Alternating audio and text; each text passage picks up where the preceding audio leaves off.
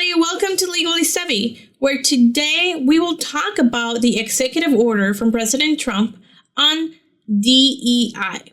So let's get right into it, but before we do, please remember to hit the like button and subscribe if you have not already. So this executive order is titled Ending Illegal Discrimination and Restoring Merit-Based Opportunity. It does go through some background history on the Civil Rights Act and how things got started, right? It talks about the fact that this affects many important institutions in American society, which includes the federal government, as well as corporations, financial institutions, the medical industry, airlines, law enforcement, and so on.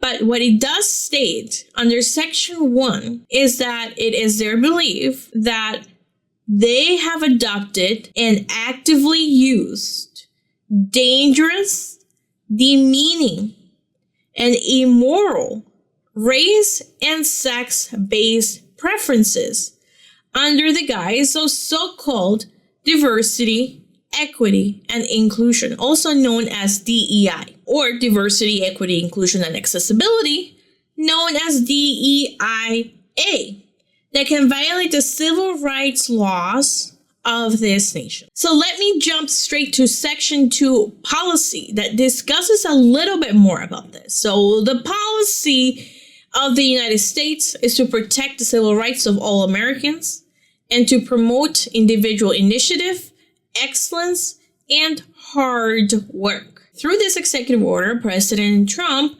orders all executive departments and agencies to terminate all discriminatory and illegal preferences, mandates, policies, programs, activities, guidance, regulations, enforcement actions, consent orders, and requirements. President Trump further, through this executive order, orders all agencies to enforce our long-standing civil rights laws and combat illegal private sector DEI preferences, mandates, policies, programs, and activities.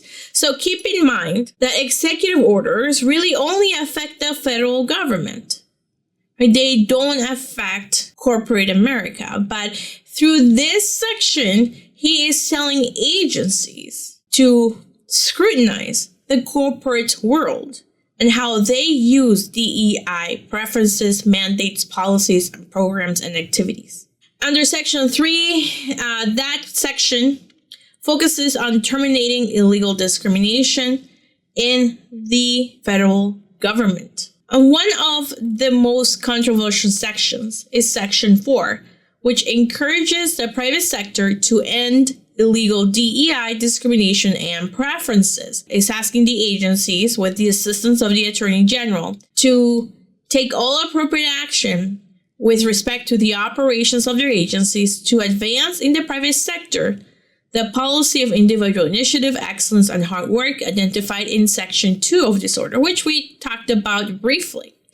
So what does this mean for the private sector? It means that right now businesses are facing scrutiny and they're going to need to ramp up their internal checks for hiring, training, and other initiatives after this executive order was issued. This order, of course, follows a string of news about businesses from Walmart to Meta Platforms and Amazon who are stepping back from their DEI initiatives.